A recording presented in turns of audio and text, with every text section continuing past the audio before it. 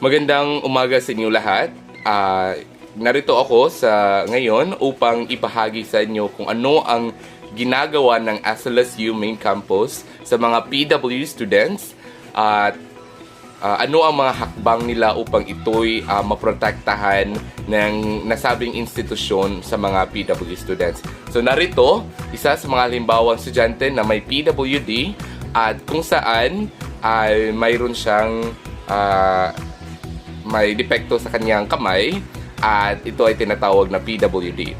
So ngayon, ang ginagawa ng SLSU sa mga PWD